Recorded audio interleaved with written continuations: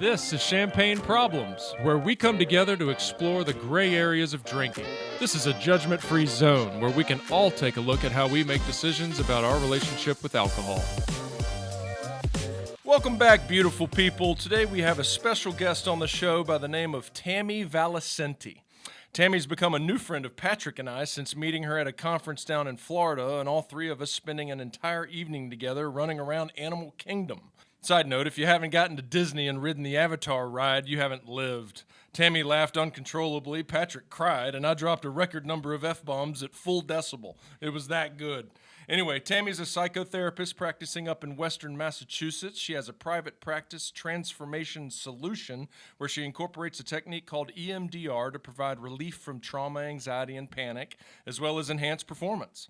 Tammy has worked with clients nationally and internationally over 20 years and has acclaimed success. This is going to be great. Let's talk to our friend Tammy.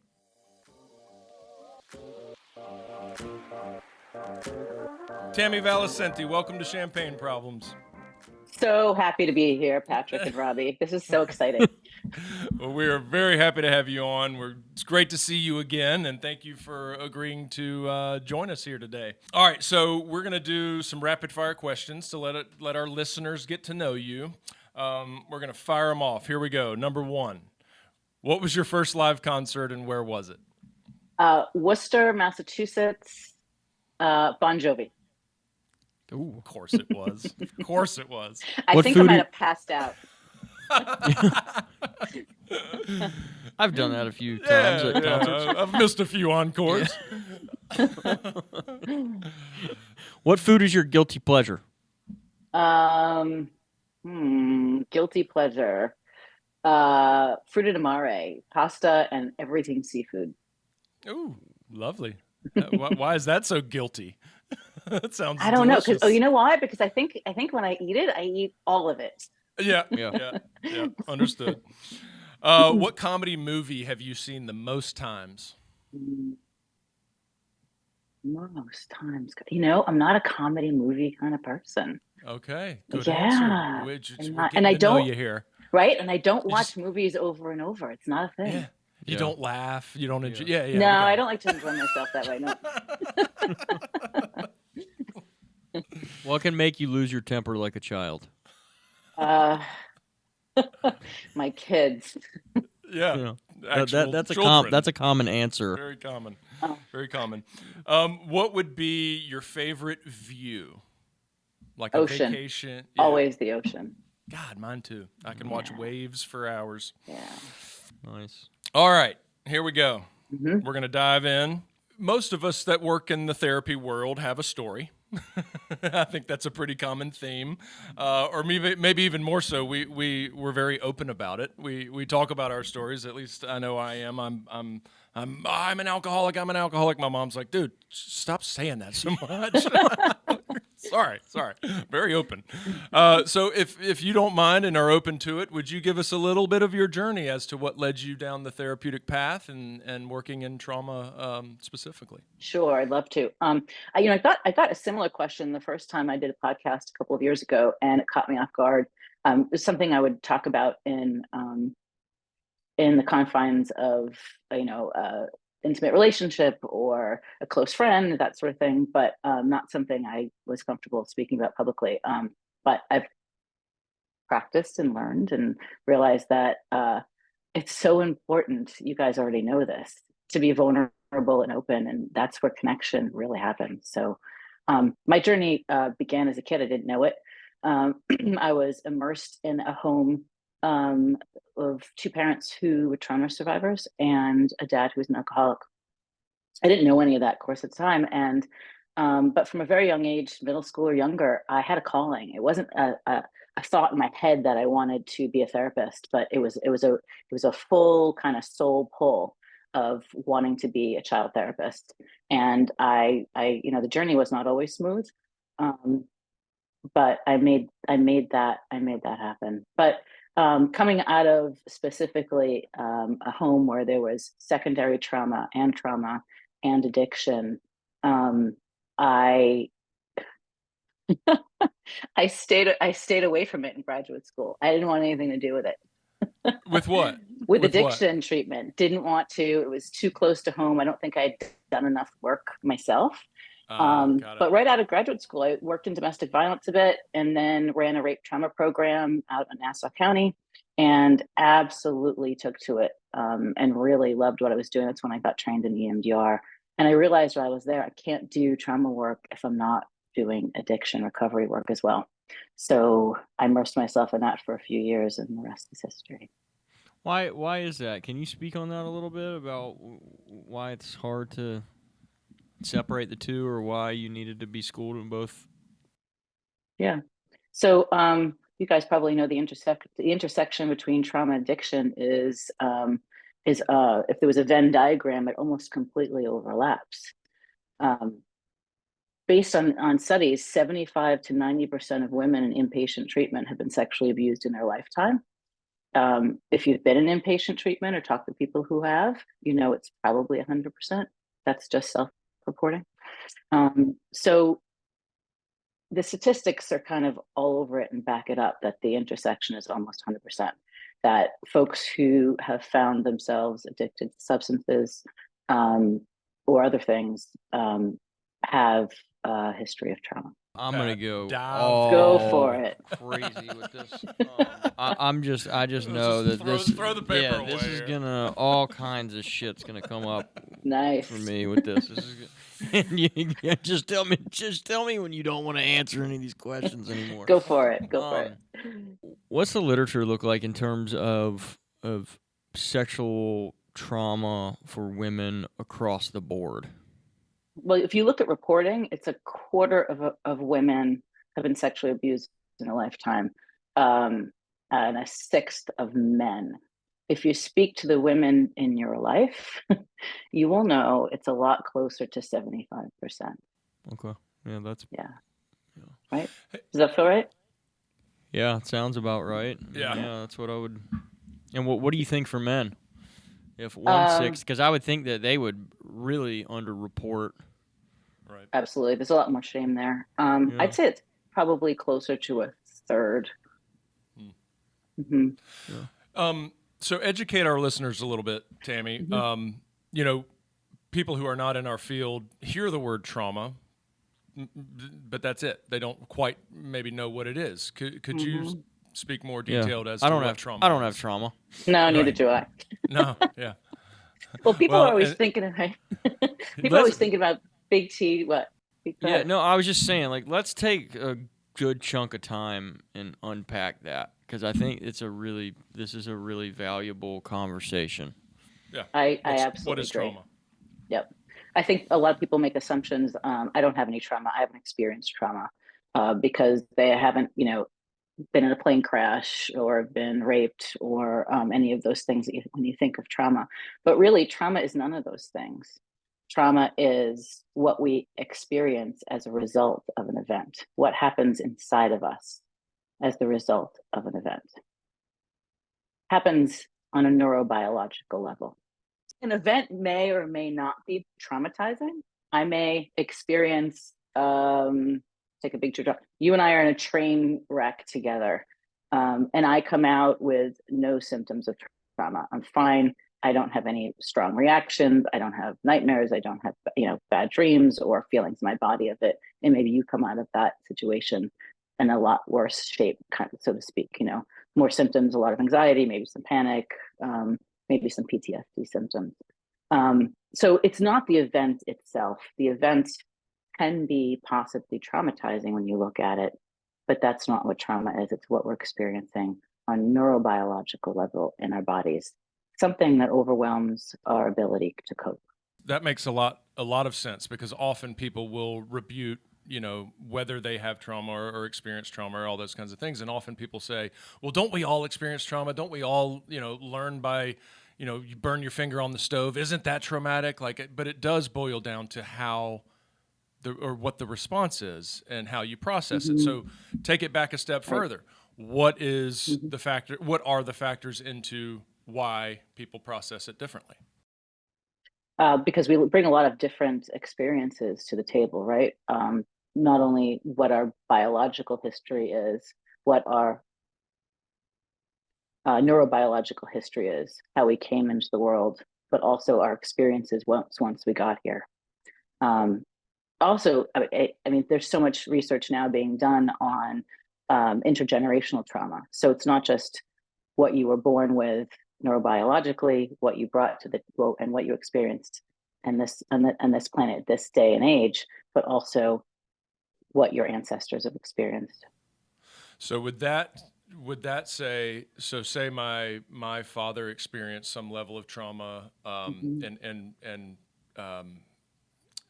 exuded symptoms of that experience as a parent to me. You know, aside from kind of showing me how to respond to certain things, there's, you know, indirect kind of things that I'm soaking in from him that factor into how I might respond to a traumatic experience. Is that kind of partially what that is? Yeah, Okay. absolutely. Yeah. So that's behavioral. And then there's things happening in on a cellular DNA level also that may have been changed and shifted because of dad's experiences or his parents' experiences that come through in your body as well. So it's happening at various levels. Wow. Wow.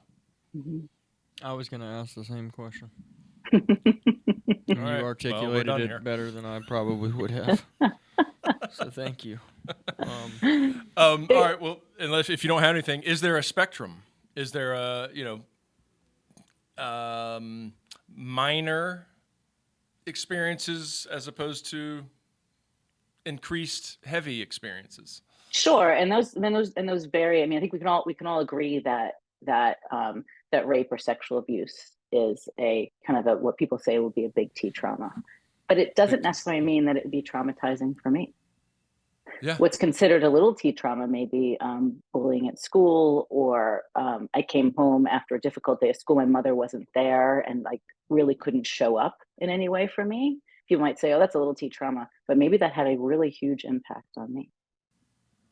So when I think about that and those differences and how we experience those in maybe adolescence or, you know, early adulthood, how is that related to childhood development, our infancy, maybe even, you know, in utero trauma? Like I don't want to dive too much into this, but I think it's important to, you know, give the listeners a little bit of education around maybe attachment theory. I mean, can you do that? Can you like kind of lay out like a layman's version of attachment theory to where our listeners could maybe try to contextualize it? Absolutely. There's so much here. Let's start with the ideal situation. Okay. You come into the world, your parents planned you, pregnancy went well, birth went well. You come into the world and attachment goes well. You're feeding mom and dad are interacting with you well, responding to your needs really well. You're going to have real secure attachment. And that dictates every relationship going forward. How so? Can you explain like how that imprint allows us to flourish? Yeah. Why the security, and how does that translate into a positive experience? Right. So those early experiences allowed you to have trust that when you're in stress that someone's going to show up. You internalize that trust and safety, and you take that into your relationships. So you get into friendships or more intimate relationships later on in life, and you can trust that when that person leaves, they are not going to do harm to you. You're going to trust that when you're with them in physical ways, that it's going to be loving and okay. If you were brought into this world in a way that, say, wasn't planned, or mom was experiencing violence while you were an infant, you're going to take that stress and that type of attachment to every intimate relationship going forward as well. So you might not trust yourself. You may not trust that other person. You may not feel safe in intimate relationships. So you can kind of conceptualize all the things that could go wrong. Yeah. And I would assume that would have a pretty big impact on how we experience or how we immediately cope with those little T traumas. Absolutely. Right. Yeah. Right. So if you don't have that secure attachment and that feeling of safety and trust within yourself, a lot of you don't have that ability then to as easily self-soothe. You also may interpret things that are happening in the world as something negative when in fact it's not negative. So you may react in a outsized way, or maybe feel that this person's against you, or the world is kind of against you. So you already have a different worldview. Sure. Are there statistics around kind of the general population as to who is walking around with unprocessed trauma, and what more so I'm alluding to is because if I were to generalize or hypothesize, it would be that most people don't grow up in the home that you described initially as the idealistic way. No. I would say probably a majority of us have more in the dysfunctional space, or the proper term for that. So a lot of us are walking around with unprocessed traumas, symptoms of trauma. You know, how do you? I mean, I guess the question is, how do you go through life processing things healthily? I mean, do we all need therapy? Yes. Yes. I mean, I know we do, right? I happen to agree. Sure. So the general to answer your question, initial question, 15. I think it's 15-20% of us, or 15 to 25% of us, will have PTSD in our lifetime. Does that mean that that the rest of us aren't experiencing some level of trauma? No. You know, for those who have substance use disorders, it's 75%, I think, or 80% have qualify for a PTSD diagnosis. So it's a lot broader. But I think there's a lot more subtle ways that trauma shows up in our lives. You know, we think of when we think of trauma, we think, oh, right, nightmares, increased heart rate, flashbacks, those sorts of things, difficulty sleeping. But it's much more subtle than that. Ongoing trauma changes our neurobiology, which changes our biology. So I may have issues with my thyroid, I may have high blood pressure or diabetes, all specifically linked to a nervous system that is in overdrive and more activated than it would typically be, or we would like it to be at rest. God. So yeah, this is. I want to dive into this more because I feel like, you know, without, you know, having to talk about full blown addiction. I mean, I feel like so many of us, and not even just with alcohol. I mean, alcohol is one thing that obviously we use to cope with some of that nervous system, you know, reactions. But I mean, we have so many different things now that we use that, you know, aren't necessarily healthy coping skills, but we utilize those things to manage those, you know, those responses.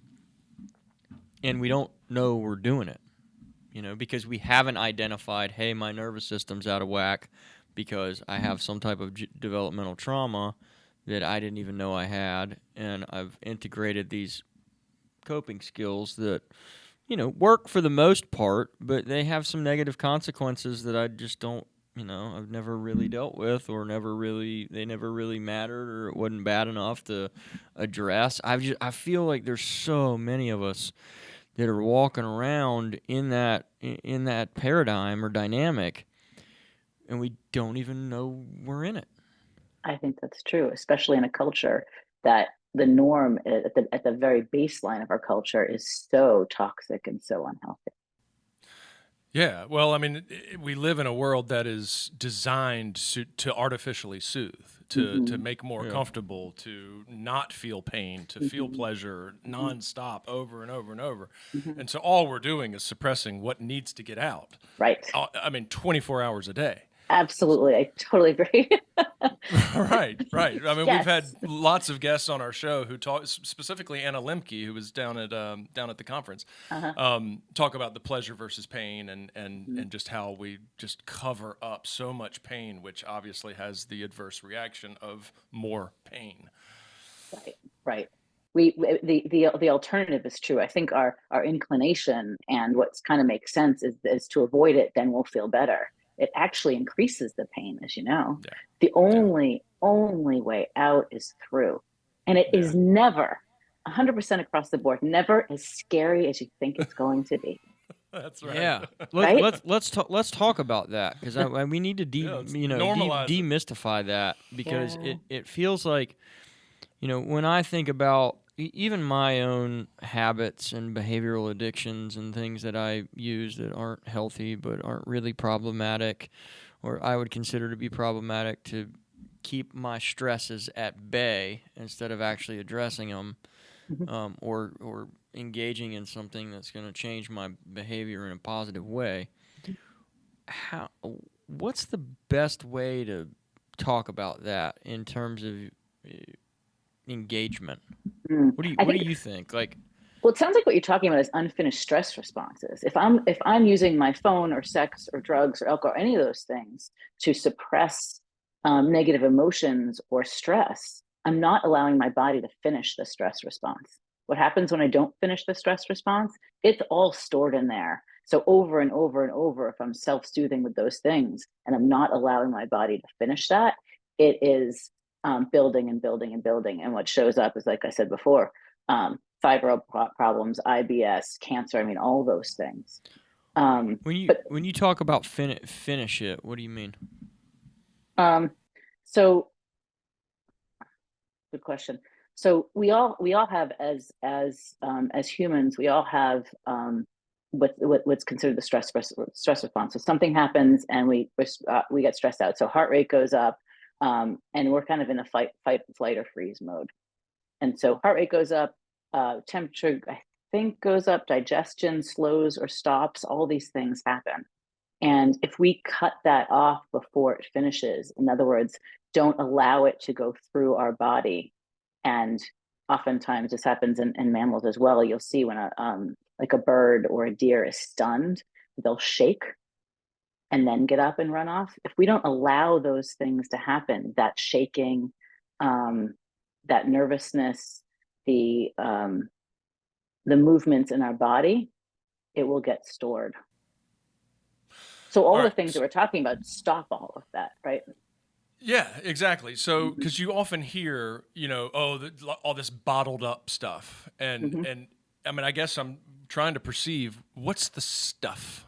Is there like, I mean, I get that there's like hormonal, there's chemicals being released and there's things being released. Is that kind of part of it, that once it releases and creates that response that shows up in different ways? Mm-hmm. Is it the chemicals that are stored up that need to get out, that are creating the responses? I mean, like, how do you make that? What is that stuff that's bottled? That's a good question. I do think like what you're talking about is it's chemicals. It's also energy. Energy, yeah, Mm-hmm. yeah, Mm-hmm. and thoughts, probably. Sure. And when Suppressed thoughts. yeah, but thoughts create energy, right? So it's Okay. the thoughts are in and of themselves benign. Those are fine. It's what it creates in our body. I always say the story you tell yourself. Yeah. The story Yeah. I tell myself is, oh my God, that was so horrible, horrific. And now I'm ramped up. If the story I tell myself was, wow, it really came out of that okay. It was tough as I Yeah. was going through it, but damn, I'm a survivor. Now, even through that storytelling, my body's feeling something different, right? Yeah. Yeah, I mean, I heard a spiritual teacher, I can't remember who it was, say one time that it's not the actual thoughts that's the issue. It's well, number one, it's not being aware that you're thinking, and two, actually being scared of the thoughts is the thing that is kind of the trigger that brings along negative emotion. That makes sense. Right. Is the fear of the thought. Well, exactly. Well, Brilliant. that alludes to anxiety, right? It's like the fear of or at least a panic attack. And in my experience, it's like my panic attacks are brought on by the fear of a panic attack. Always, yes. It's kind of Yep. like Once you've had your insomnia. first, Like I yes. can't sleep because I'm worried I'm not going to be able to sleep. Absolutely. You got it. You got it. And as far as I'm concerned, we can throw out the diagnostic and statistical manual. There isn't Good. anxiety, there isn't depression, there isn't, all these lists, there isn't panic, all this stuff. The bottom line is these are normal reactions to traumatic events. It's all trauma. Every And last bit of and it. when we don't let it run its course, we traumatize ourselves even more through maladaptive coping skills. I think that's or yes, it's a piece mechanism. of it. Absolutely. Yeah. Absolutely. And sometimes it's not that we purposefully don't allow it to run its course. It's not safe to, Yeah. right? So Not good timing, right? I don't really want to. Now's not a good time. Thanks. right. Well, vulnerability is not safe in a lot of those situations, right? Yeah, can we unpack that? When you say it's not safe to do that, why is that the case? Why do you think that's the case? And I mean, you can use some anecdotes, but like, Well, I was thinking about, the house I grew up in. Is it safe? Is it safe to show emotion? No, it was not safe in my house to show emotion. Any emotion that was shown was not appropriate. I was never shown healthy anger. I didn't see people cry. So I think that has a really strong impact. So if things are happening in my childhood and I'm not allowed to express my anger appropriately, if I can't freely cry, where does that go? Yeah. Mm-hmm. Yeah. And now as parents, Mm-hmm. it's just so right in front of specifically for me. Like, I mean, my daughter, and I'll get open about this. Like, she has trouble expressing, and that is because of me. It's because I grew up in a household where, oh, buckle up, Right. get it together, Right. now's not the time, look like you got it, look like you've been here before, boy. Right. And also, Right. if I express vulnerability, it might be a weakness that someone's going to go after. So it's a really adaptive way of protecting myself. Yeah. But you can see how taking that then into relationships, we were talking about before about attachment and things happen in patterns in our childhood that we then take into relationships. That doesn't look like someone who's traumatized, but in fact, it's a result of traumatic events and situations chronically that then show up in my life. yeah. Right? Huh. Interracial patterns. Yeah. When I think about this in terms of alcohol use and just the common pattern of, an adult going to work from 9 to 5 has this kind of low level chronic stress, and they fall into the habit of getting home at 5 p.m. and cracking a beer or having a glass of wine. I mean, does that fit that kind of model that you're talking about, and not letting that stress process itself? And do you think if you just kind of remove the alcohol, that, like, we talk about diet, sleep, and exercise all the time, that level of stress, if we get enough exercise, if we get enough sleep, that's what we need to process that stress? Or is it more than that? I would absolutely agree, but I also would say it's more than that. And I think that's when we go back to our culture. Why are we leaving the house and working 9 to 5 and putting our bodies through that much stress? I think COVID changed a lot of things for people. I'm not personally, but for a lot of people, I'm working from home. I can take a nap at 2 p.m. I can go for a walk, breathe some fresh air in the woods, come back refreshed, and I'm not pushing myself through that day, right? To get done, to get out. I think we're taught in this culture not to listen to our bodies. So I think maybe throughout the day, if it's something you have to do, working that 9 to 5, and then you're coming home cracking the beer, as you said, maybe if I'm finding some things throughout that day to do and really prioritizing that, and listen, it's not a popular thing, Yeah. but if we're listening to our bodies, then it's going to be something typically, I think, that's not so well accepted in our culture of work until you crash.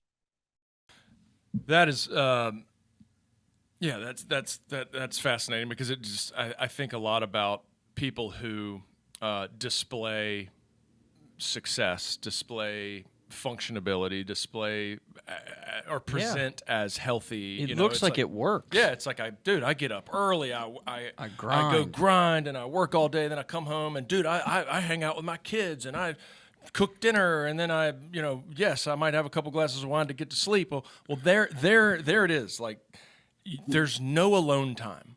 There's no time where you are in your own self and you're spending your entire existence busy. And so Right. we talk about processing and getting in touch and learning and listening to your bodies. And well, there it is. We stay busy doesn't happen. all day, every single day, and we're never allowed to let that stuff out. That's right. I think you're also Yeah. talking about connection to self, like, Which or, is required, right? yeah, well, yeah, and connection to self isn't just connection to me, but I mean connection to soul, which is connecting to higher power, to universe, to you, to nature, to all of it. And if I'm not taking moments in my day to do that, well, I'm dying a slow death. Mm-hmm. I think. Mm-hmm. Mm-hmm. Mm-hmm. You got that right, Tammy. All right, so there was a question I wanted to ask about 6 questions back. Yeah. So let's do the little bit of the PTSD piece and Okay. kind of the difference between, maybe low level or small T and big T and then PTSD. Like, give us a little bit of a distinction between those.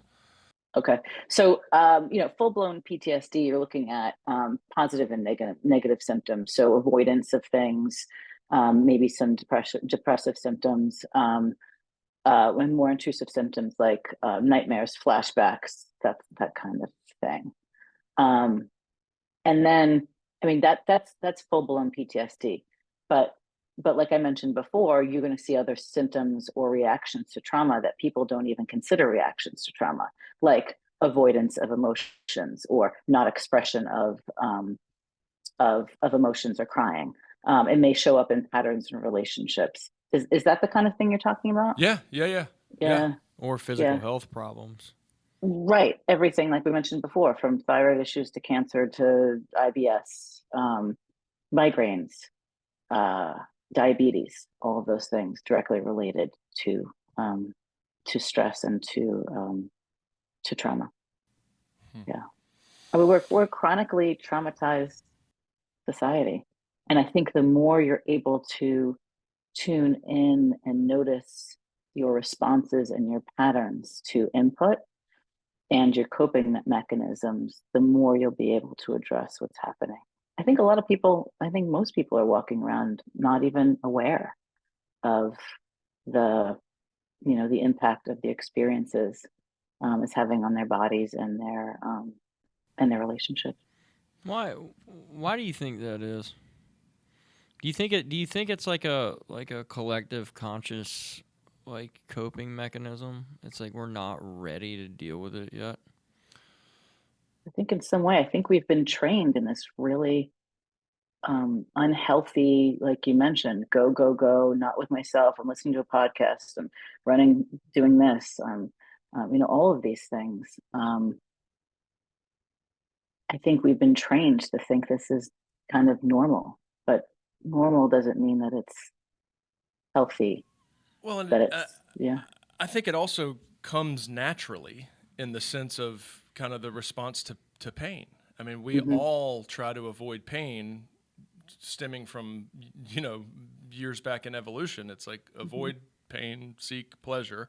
And now we're super intellectual, adaptive, smart as hell beings that have learned how to do that as effectively as possible to the point that it's hurting us. I agree. Well, with one exception, I'm wondering about the smart as hell part. Maybe you're talking about smart as hell, in our brains, in our conscious minds, but I don't think we're smart as hell when it comes to body mind connection. I No, don't think, not at all. right? Too smart Most of for us our are own walking good around. is what I meant. We're all walking around, most of us, from neck up, like nothing else exists. Yeah. Yeah. Yeah. All right. So let's dive into EMDR. All right. What do you want to know? Well, everything. fix me. Yeah, just do it.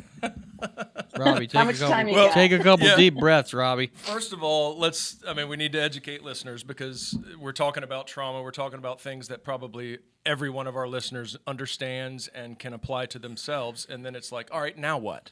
What do we do about it? Yeah. What are we going to do? How do we fix Yeah. it? What do we, yeah. So, and you're the expert. So I hear. All right. I'll do my best. So basics of EMDR is this. It was a technique discovered by Dr. Francine Shapiro about 30 years ago. And I think she was a doctoral student at the time. She discovered that when she thought of something that was disturbing and moved her eyes back and forth, it became less disturbing. So she got curious about that. She developed EMDR, which at the time was specifically and only used for trauma. And it combined holding on to a memory, perhaps a thought memory, something in your mind, pairing that with a sensation in your body, emotions that go with that, and then bilateral stimulation. At that time, the bilateral or back and forth stimulation was strictly eye movement. Now, I want to note that during REM sleep, your eyes are moving rapidly back and forth, and that time you're taking short-term memory and storing it into long-term. Trauma is a long-term, short-term memory problem, because if you've worked with or know about and talked to vets, you'll know a lot of times the last time they were in that war or in that moment was last night in their dreams, right? Okay. So EMDR takes that present day experience of that traumatized body and stores it in the past where it belongs. Wow, God. Mm-hmm. That is just insane. That is so cool. It is so cool. It's even cooler. Like when you experience, it's almost hard to believe. Like I did a session yesterday with a woman who's been carrying around something since she was 4 or 5. And by the end of the session, this was a 50-minute session. We weren't doing this for an hour and a half, 2 hours. By the end of the session, she's like, well, where did that go? It was like on an affected level, I was at a 10. Like it was absolutely like huge for me. And now it's at a 0. Oh yeah. My God. So I have permission to disclose this on behalf of my wife, but my wife recently worked with you, and I and you guys had your initial kind of get to know you session, and then your first EMDR session, and Anya texted me right after your first session and was like, I can't believe this. Like, this was incredible.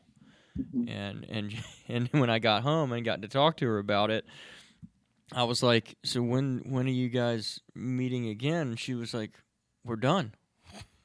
She was like, we went through this memory, and by the end of the session, I had no emotional response to it. And she was like, and then I asked Tammy, like, is it gonna come back? And like, no, it's done. It's in the past now. Yeah, it's in the past. Yeah, and I have friends that are EMDR therapists, and but I haven't ever really dug into it too much and didn't know that it can be that immediate and that effective. And I don't know if that's because you're a freaking Jedi, or is partially, which I'm sure, which I know you are, but like, oh, thanks. But I mean, is that kind of common in terms of EMDR therapy to be able to resolve something that quickly? Yes, absolutely. A lot of things, if you don't have a significant history of developmental trauma, most things will be resolved in 1 to 3 sessions. I think the research might say 5, but I'm not finding that at all. But you can do it. Yeah, I can do it too. The research says 5. Listen, but... I'm really impatient. I just want to get it done. I don't want anyone dependent on me for anything. Let's just do it. Oh my God. That's amazing. So, well, just give us I'm going to ask questions that our listeners would probably ask. Like, why the hell is why isn't everybody doing this? Yeah, that's a great question. I mean, I wish people would. Well, first, it can be really expensive, right? Not everyone has access to healthcare and to really good mental health treatment. I say mental health because that's like the common term, but honestly, like I've said before, I'll scream it from the rooftops. This is a a neurobiological issue, not a psychological or mental health issue. It's in the body, right? Yeah. We're moving it. So yeah, everyone should, but not everyone has access. Okay. Mm-hmm. The world would be a more peaceful and healthy place if we all did. All right, I'm gonna God, start. I mean, I'm starting to wear T-shirts.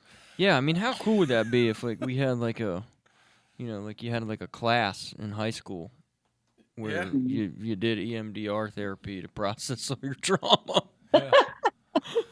So, all right. So another question. So when it shifts from short term to long term or past, now there's hopefully no negative emotional response or traumatic symptomatic response, but you still probably have emotions around this event.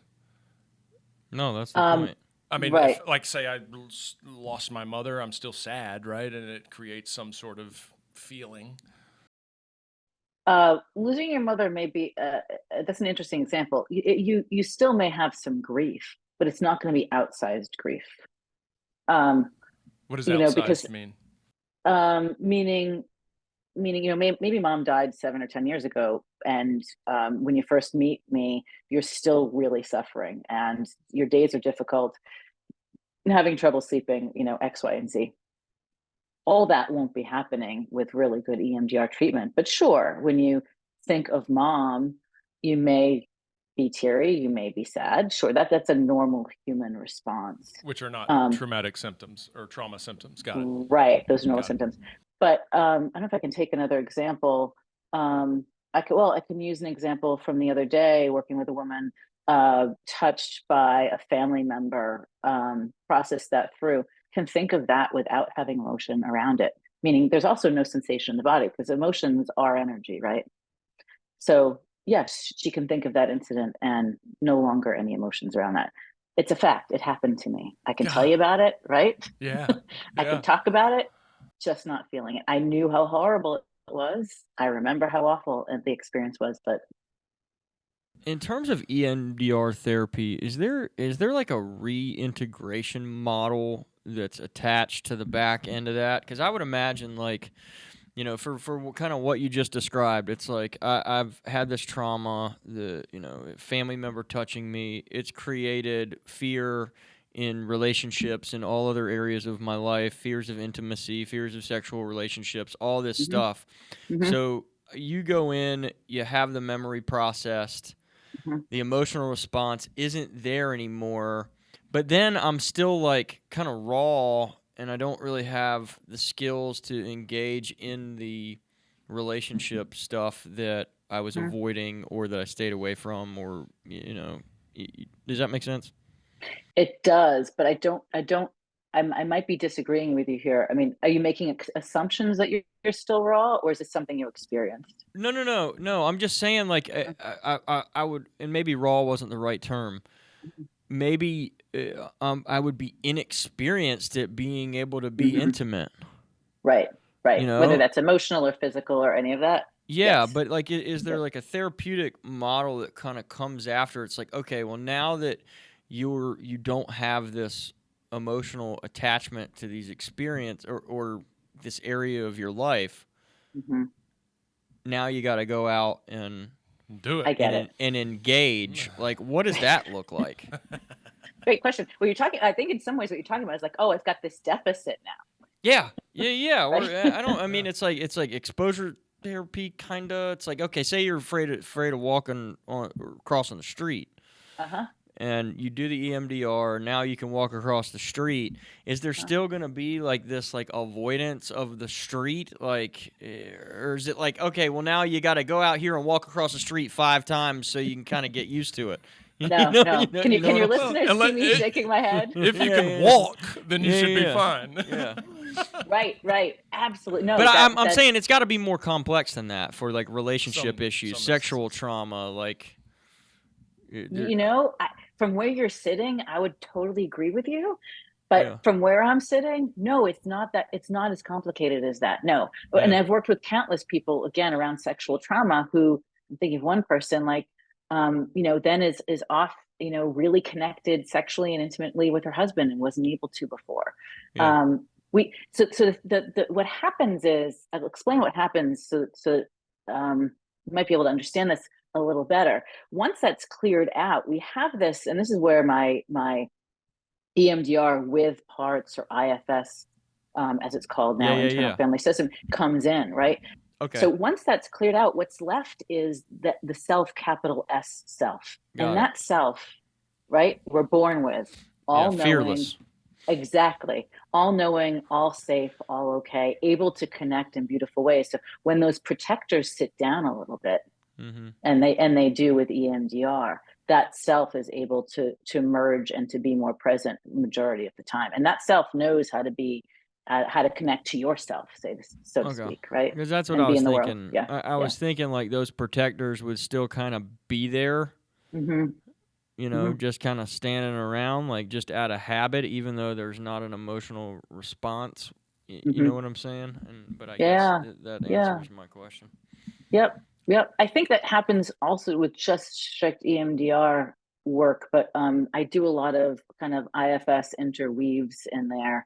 One of the most important things I found more recently is that a lot of times we connect to those kind of younger parts or inner children, and reparent them and give them what they need in those moments or in those traumatic events that we're processing.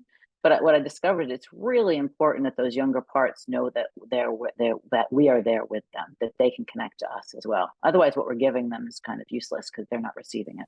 Can you do like a 5-minute elevator pitch on internal family systems, real quick, just for our, maybe not 5 minutes, but a couple minutes. I don't know. If 20 minutes. Go. IFS stands for Internal Family Systems. Dick Schwartz is the founder of that 10 years ago. And he was working with folks who were dealing with eating disorders. And I think the story goes that he may have been a little frustrated because they weren't getting better. And he did a lot of family systems work, meaning brought the family in as the family as a system wasn't well, wasn't healthy. And by doing this family systems work, the theory is, and maybe the research backs it up, that the whole system gets well, is elevated.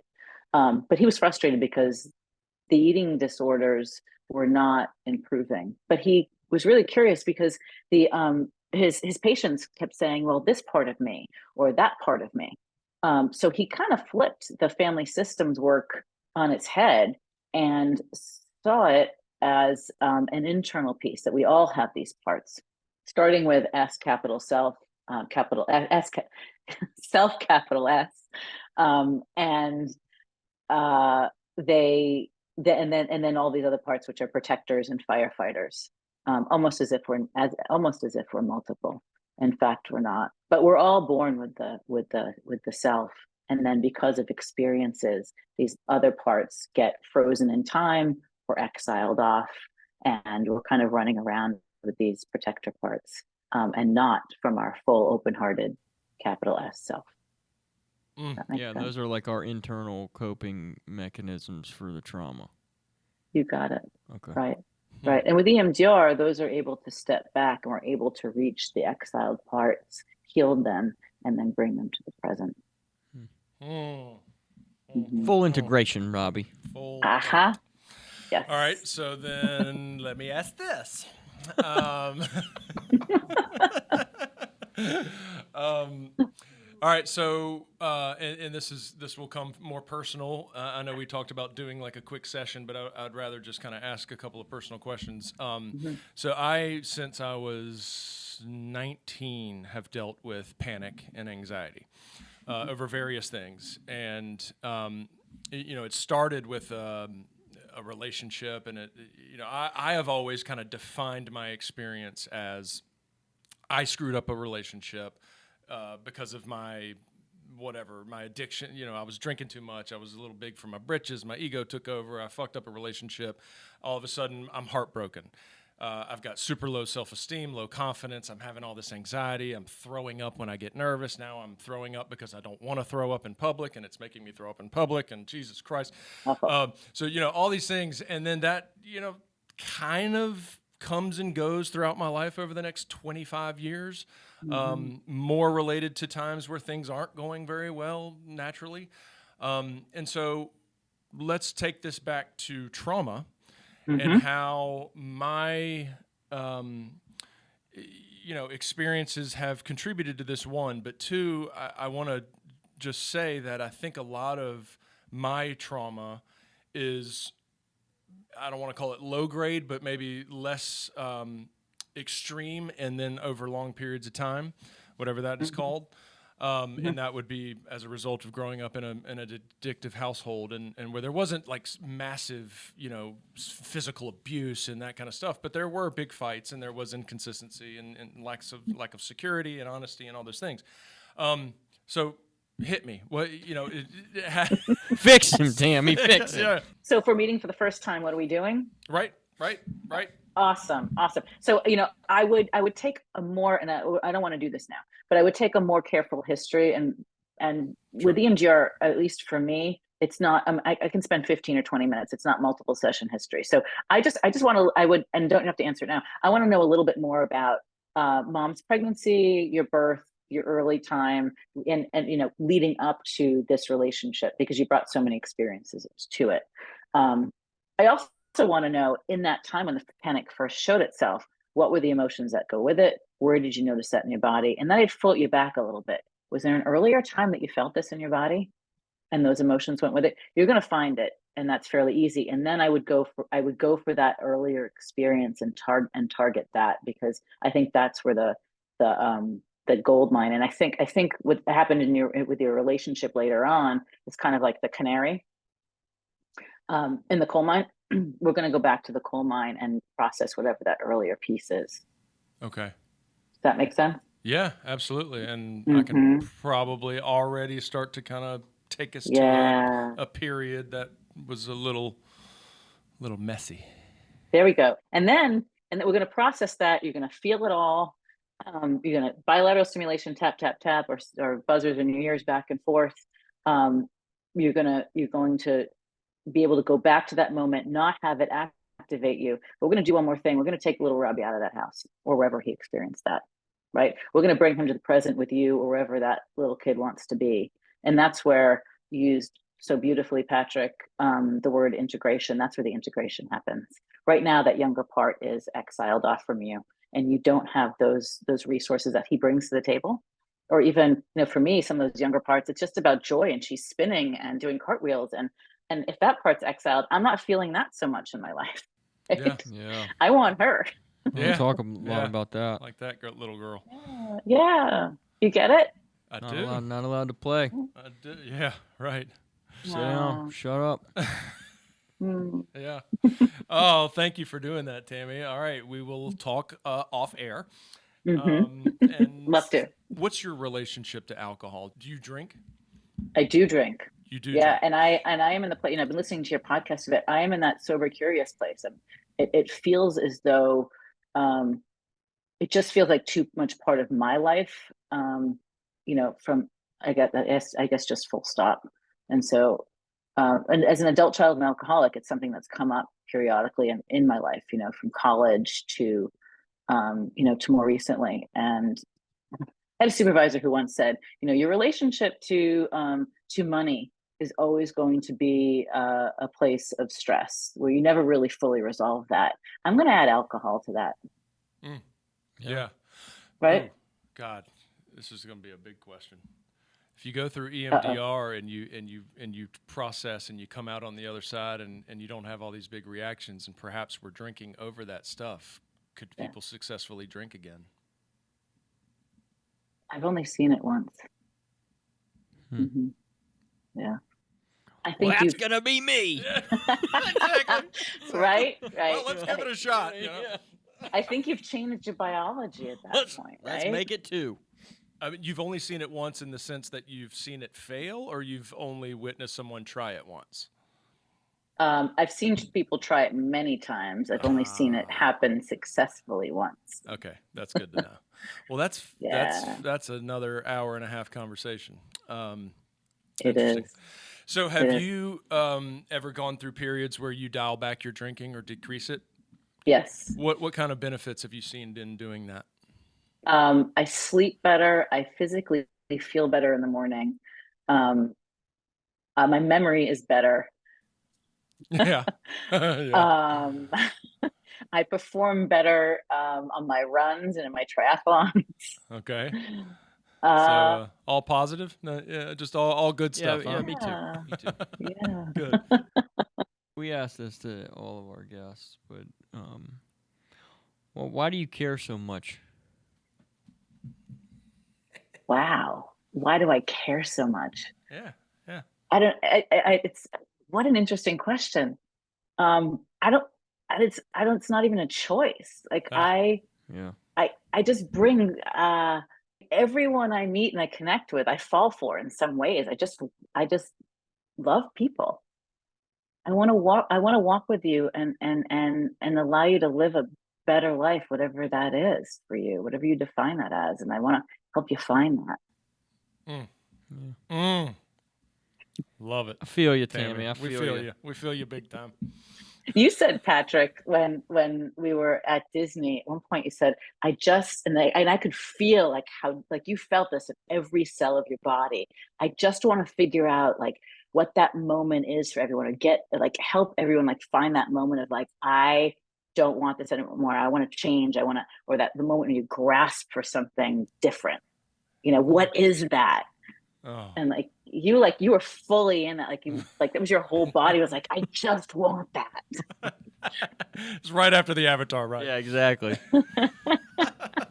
Freaking God, I want to get one of those things in my house so bad.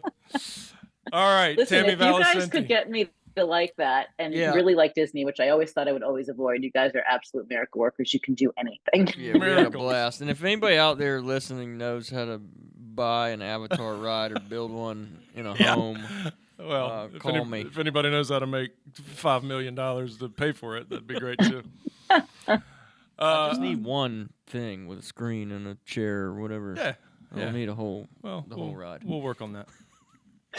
Tammy Valicenti, ladies and gentlemen, thank you so much for coming on. You, my friend, are the miracle worker, and we appreciate all the info you've provided and the insight and the passion and the inspiration. We love you. Yeah, thanks for being there for us. Thank you too. both, from one miracle worker to two others.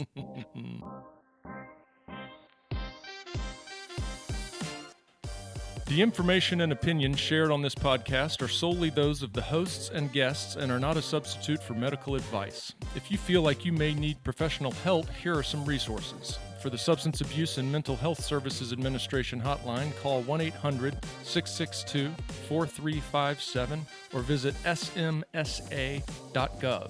For listeners in the Charlotte, North Carolina community, visit dilworthcenter.org or call 704-372-6969 or visit theblanchardinstitute.com or call 704-288-1097.